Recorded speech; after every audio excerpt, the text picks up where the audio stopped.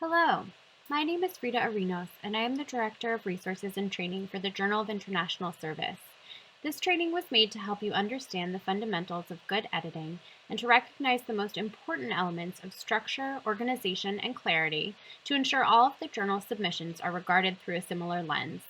For those of you who are JIS peer reviewers, much of this training will be more or less review, as you are likely familiar with the many submissions we receive and will therefore understand what to look for when editing. As always, please consider me as a resource, and if you have specific questions while editing, please do not hesitate to reach out. Okay, let's get started. Here's the JIS editing process. If you are a peer reviewer, you are likely familiar with this structure. After a piece is submitted to the journal, it enters the peer review stage. We attempt to ensure all pieces receive 3 peer-reviewed edits and comments before it is sent to the editors. If a piece is cleared for the editing stage, it goes to the editorial director, who selects three editors to review each piece. This happens in a few different stages, which we will explain in detail in the upcoming slides. Finally, the piece is ready for publication online and/or in the journal's print version. All right, so what happens after the peer review stage? The editing process has been divided into several steps to ensure the journal's pieces are extremely polished. Step 1, the editorial director sends the piece to a liaison editor who completes a deep dive edit or review of the piece. Step 2, the liaison editor sends that edited version to a second editor who completes a second deep dive edit or review on the piece. Step 3, the second editor sends the dually edited piece back to the liaison editor, who will ensure the edits are compiled correctly. He or she will then send this dually edited piece to a third editor, who really at this point shouldn't have to give the piece a deep dive, but who will serve as an editorial board member who can read the piece over to verify all edits are correct and make sense. Step 4, this third editor then sends the super duper edited piece back to the original liaison editor, who then verifies the final version with the author. Step 5, the fully edited verified piece is sent back to the editorial director and editor-in-chief, who can give their thumbs up for publication. Here's a slide on how to combine peer review edits. Typically, the liaison editor is responsible for combining all peer-reviewed commentary in order to guide the editors in their review. If you are selected as a liaison editor, please follow the instructions listed here to combine pieces for editing review. Please note, these are the instructions as they appear in Word. This process may differ depending on your version of Word. If you have trouble combining documents on your computer and these instructions do not work for you, just call me and we can walk through it together. Here's a slide on anonymizing comments. I have listed the instructions for both a Mac and PC, although again, this could be different depending on your computer's version of Word. If you have trouble anonymizing comments, just let me know and we can figure this out together.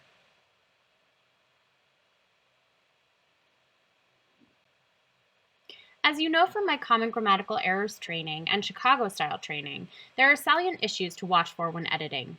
Over the course of the past year, I have viewed the largest problems in the following areas: spelling, comma placement, sentence structure, acronyms and scholarly introduction, and footnotes.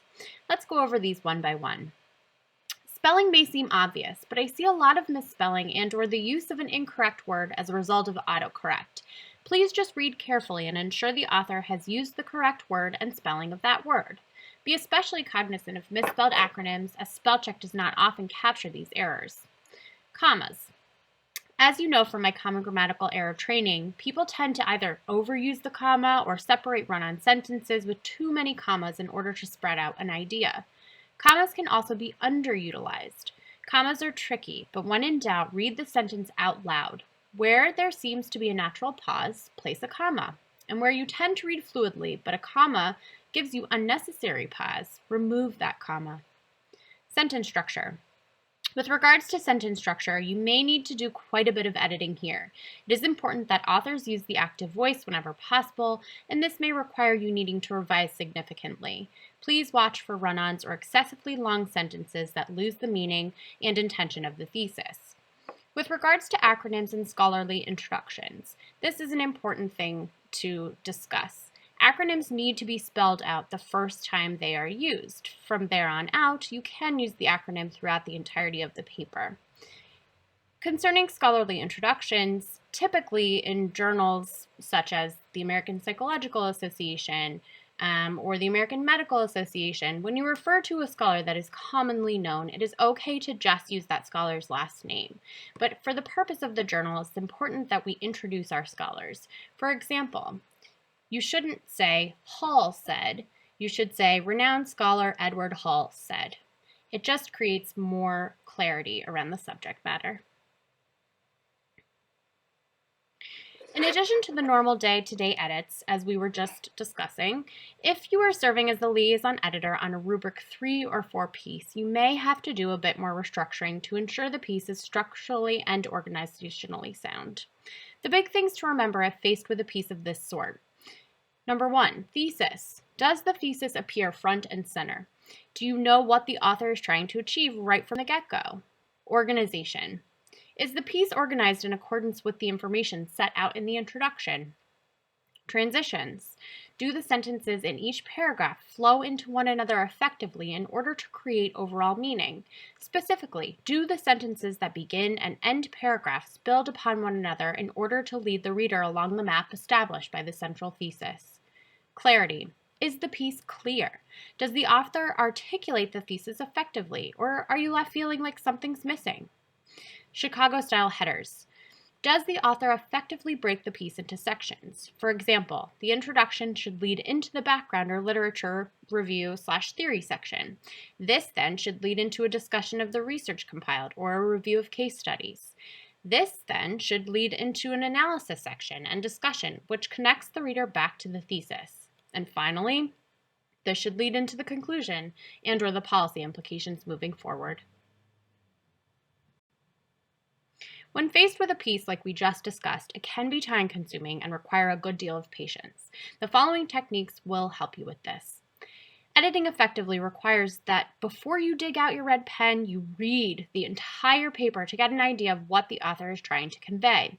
Do not edit your first time reading the piece, just read it. The second time you read the piece, get out your red pen and deep dive. Change what you need to and be meticulous about it. The third time you read the piece, recheck your edits to make sure they sound right. You may end up changing them back to what the author said originally. This is okay. The point here is to both preserve the author's voice while ensuring editing decisions are in line with the Chicago style and standard grammatical etiquette. It's also important that if you make comments, they are clear and understandable to the reader. Don't just say, "This sounds weird." Say, "This sentence is written in the passive voice," and to create greater clarity surrounding your thesis, you may consider using an active voice. Or, "This is a run-on sentence." Consider shortening sentences to create clarity and produce more concise writing. It is not necessary as an editor for you to comment on each of your edits, as you do with the peer review stage. Just track, change, edit what comes your way, and if you make a major change, like a structural or an organizational change or a major sentence change, write a comment to the author so they know why it was changed. If you need help, please ask a fellow editor or JIS senior staff member. I really mean it when I say that I am a resource to you. If you have a question, please just email me or call me and we can go over the edits together. I'm always happy to give a piece another set of eyes too to ensure we're all on the same page. Be mindful of footnotes, as this tends to be where the greatest amount of errors lie.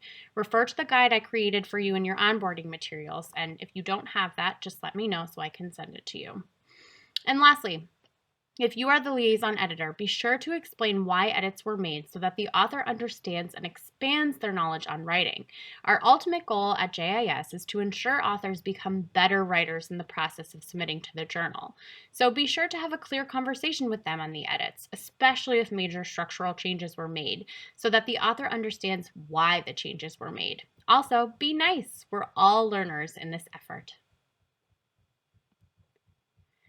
If you are taking this training at home, please refer to the example that Frida sent you, me. Please edit the piece on your own time and send it back to me at my email. Thanks again for tuning into this training, and I look forward to working with you as an editor.